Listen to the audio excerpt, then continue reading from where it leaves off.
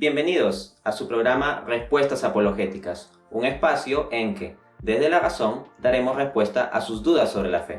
Mi nombre es Dante Urbina, apologista católico, y voy a acompañarlos en este viaje.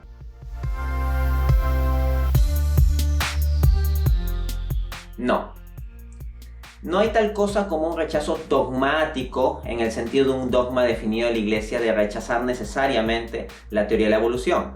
La teoría de la evolución, en tanto y en cuanto teoría científica, pues cae dentro del rango de libertad que pueden tener los científicos para investigar las cosas. La Iglesia Católica no tiene problema intrínseco con ello.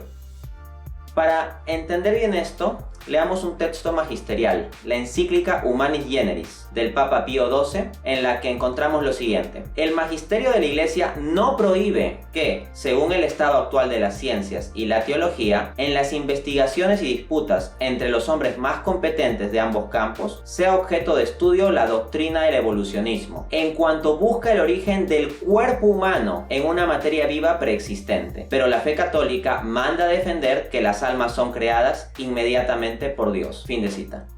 En la demarcación católica, la investigación científica sobre la formación del cuerpo del hombre queda en cierta libertad, ¿no?, de plantear la posibilidad de que el cuerpo del hombre se haya formado a partir de organismos vivos preexistentes, que es la premisa básica de la teoría de la evolución. Sin embargo, hay que distinguir aquí lo que es la teoría de la evolución en cuanto a teoría científica y lo que es el evolucionismo en cuanto a interpretación filosófica sobre la evolución. Me explico. La teoría científica de la evolución, al tratar con el aspecto biológico, al ser parte de la biología, lo que podría llegar a explicar a lo más, si es que fuese cierta, pues es la materialidad del hombre, la parte biológica del hombre. Pero precisamente la Iglesia siempre ha enseñado que el hombre no se reduce a lo meramente biológico, sino que en el hombre también hay una realidad espiritual que es sustancialmente distinta respecto de lo meramente material o biológico. Desde esa perspectiva, hay que oponerse al evolucionismo en cuanto a doctrina filosófica o materialista. Si por evolucionismo se entiende la idea de que la sola evolución biológica puede explicar la totalidad de la realidad humana, no solo lo que llamamos cuerpo, sino lo que llamamos alma o espíritu, entonces la Iglesia tiene que rechazar eso. Ahora bien, no es propio de la ciencia entrar a la cuestión de la explicación de cosas transbiológicas. Es decir, la biología se ocupa de explicar cosas biológicas, no transbiológicas. Desde esa perspectiva, entonces, lo que está enseñando el magisterio es que la Iglesia no prohíbe el que en la parte biológica del hombre se pueda acudir, por ejemplo, a la hipótesis de la evolución. Pero sí se debe mantener siempre que nuestras almas son creadas directamente por Dios. Ese es el punto. Básicamente, sobre esta cuestión de la relación entre creación y evolución, hay un malentendido, ¿no? Como que la noción de creación necesariamente excluye la de evolución. Y no tiene por qué ser necesariamente así, porque no hay ninguna contradicción intrínseca en que Dios pueda haber creado a través de un proceso evolutivo, por medio de un proceso dinámico. O sea, al menos a nivel de teísmo general, no se ve tal incompatibilidad intrínseca. Las posturas a este respecto en el marco cristiano básicamente han sido tres. Lo que es creacionismo de la tierra joven, que diría que el mundo fue creado en un grupo pues de días literales, ¿no?, de 24 horas, y que el mundo tendría unos pocos miles de años de existencia. Luego, otra postura es el creacionismo de la tierra vieja, que plantearía más bien que el mundo tendría una existencia mucho más antigua y que los días del Génesis no necesariamente tendrían que ser tomados como literales. Y luego estaría otra postura posible, que es la del evolucionismo teísta, o un planteamiento de creación evolutiva, en la cual lo que se plantearía es que Dios mismo podría dirigir, ¿no?, todo este proceso de generación de especies a lo largo del tiempo, viniendo unas después de otras a lo largo de ramificaciones biológicas. Pues bien, no hay un dogma católico definido que obligue a todo católico a ser un creacionista de la tierra joven, ni un creacionista de la tierra vieja, ni un teísta evolucionista, sino que esto es dejado en apertura dentro de los límites debidos de lo que la Iglesia sí ha definido. Y sobre eso vamos a pasar a profundizar en unos momentos. Pero lo que debe quedar muy claro es que no es obligatorio que todo católico tenga que ser un creacionista de la Tierra Joven. Tampoco está prohibido que un católico sea creacionista de la Tierra Joven. De la misma forma, tenemos que un católico a nivel científico podría, como hipótesis, no como verdad absoluta, sino como hipótesis o teoría más o menos fundamentada, pues aceptar en cierta medida lo que plantea la teoría de la evolución biológica, ¿no? Siempre y cuando no se contradigan puntos centrales de fe católica. Y eso vamos en la segunda pregunta.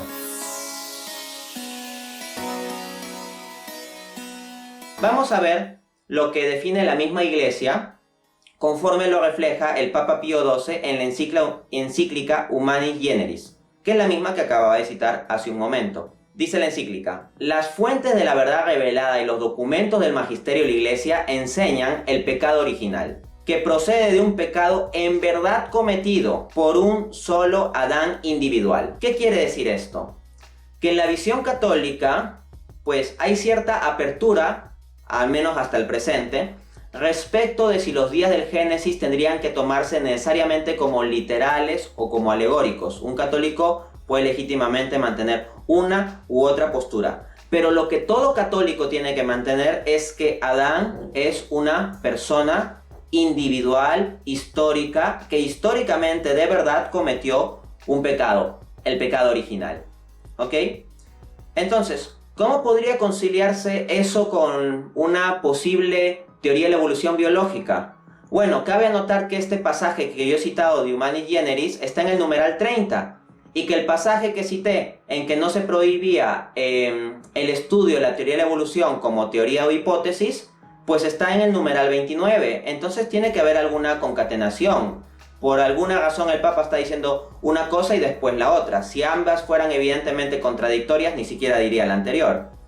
¿Cómo es la forma posible de conciliar esto? Entiéndase esto como hipótesis, simplemente. No es algo que un católico esté obligado a mantener. Pero, de ser cierta la teoría de la evolución biológica, lo que enseña la Iglesia es que a lo más enseñaría la formación del cuerpo humano, pero que el espíritu tendría que ser dado directamente por Dios.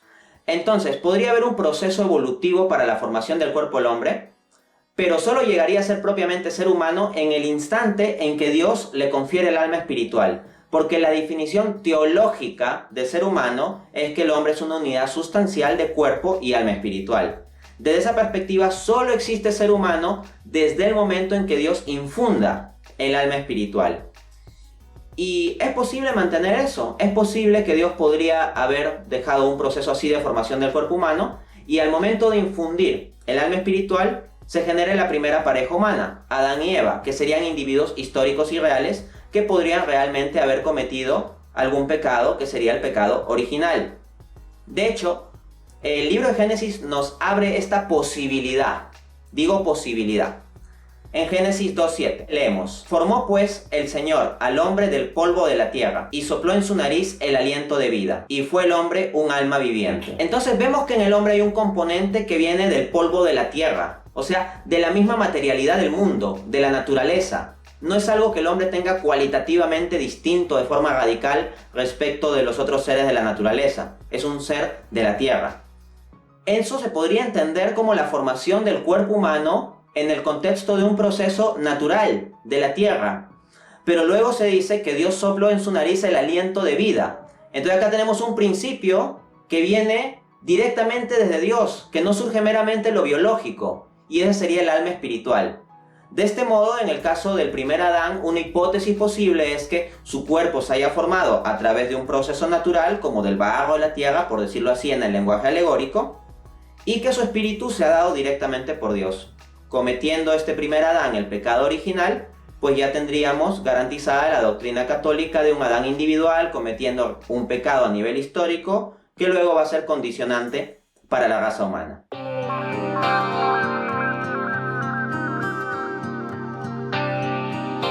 Vamos al pasaje en estricto. Romanos 5:12, leemos: como el pecado entró al mundo por un hombre, y por el pecado vino la muerte, así la muerte vino a todos los hombres, por cuanto todos pecaron. O sea, está enfatizando que en función del pecado, la muerte llega a los hombres. Pero uno dirá, oye, pero en el pasaje también dice, el pecado entró al mundo por un hombre y por el pecado vino la muerte. Entonces se entendería que la muerte vino al mundo por el pecado original. Pero según la teoría de la evolución, habrían animales que habrían muerto antes, por ejemplo. Pero no es absolutamente necesario incluir a los animales y tampoco es absolutamente necesario entender esto como muerte física. ¿Por qué? Porque en el mismo libro de Génesis, capítulo 2, versículo 17, Dios le dice a Adán, respecto al fruto prohibido, el día que de él comieres, ciertamente tú morirás. Pero a ver, en el relato de Génesis, el día que Adán y Eva comieron del fruto prohibido, ¿murieron físicamente? No, no murieron físicamente. Ese día murieron espiritualmente, pero físicamente siguieron vivos por más tiempo. Esto muestra de que la muerte de la que se está hablando respecto al pecado de Adán no es necesariamente la muerte biológica. De otro lado, sí se dice ya, pero se dice que el pecado entró al mundo y que de ahí vino la muerte. ¿No inferiríamos entonces que la muerte vino al mundo? Ok, pero se está asumiendo la premisa de que mundo significa todos los seres vivos, cuando en el contexto bíblico la palabra mundo no significa necesariamente todos los seres vivos, incluyendo plantas o animales. Por ejemplo, en Juan 3:16, famoso pasaje, leemos, ¿no? Porque de tal manera amó Dios al mundo que ha dado a su Hijo unigénito, para que todo aquel que cree en Él no se pierda, mas tenga vida eterna. Ahora la cuestión es la siguiente. ¿Por quién vino a morir Jesucristo? ¿Por las plantas y los animales? No, por el ser humano. Entonces cuando se dice de tal manera Dios amó al mundo, la palabra mundo no implica necesariamente todos los seres vivos, sino que está siendo acotada para el conjunto de la humanidad. Entonces, con el pecado original, la muerte espiritual viene para el conjunto de la humanidad. Eso es lo que se puede entender del pasaje en línea con lo que nos da la Biblia como información. Ahora uno dirá, pero ¿por qué se podría plantear que habría muerte desde antes del pecado original? ¿Acaso Dios habría permitido eso, que los animales se coman unos a otros? Bueno, uno puede tener sus propias preconcepciones de cómo le gustaría que Dios haya actuado. Sin embargo, si nos vamos a la Escritura, encontramos pasajes como los siguientes. Salmo 104, 21 dice, los leones rugen tras su presa y para buscar de Dios su alimento. Miren cómo el libro de Salmos dice que los leones, que son carnívoros, buscan su alimento de Dios. Entonces acá está la providencia divina organizando esto, que haya también un proceso de que unos animales se coman a otros. Así también en Job 38, 39 encontramos lo siguiente. Dice Dios a Job, ¿cazarás tú la presa para el león? ¿Saciarás el hambre de sus crías? Y resulta que en ese contexto Dios le está hablando a Job sobre las maravillas que él hace con la naturaleza y sobre cómo él en su soberanía organiza el mundo natural. En consecuencia, pareciera a la luz de estos pasajes bíblicos que la cuestión de la organización biológica, incluyendo animales carnívoros, es parte de la providencia que Dios dispone en su soberanía y no algo que surja meramente de forma accidental por el pecado. Es más, el estudioso John Green nos dice lo siguiente: Adán puso nombre a los animales antes de la caída. Los nombres de los animales elegidos por el divino autor sugieren actividad carnívora. La palabra hebrea para león significa en el sentido de violencia. Halcón significa sucia ave de presa. Águila significa lacerar. En consecuencia, tenemos un contexto bíblico para entender que la muerte que viene a partir del pecado de Adán es fundamentalmente la muerte espiritual. Y que esto se refiere a la raza humana, no necesariamente a todos los seres vivos, a todos los seres biológicos, ¿ok? Por lo tanto, es factible entender bajo ciertos datos bíblicos esta posibilidad.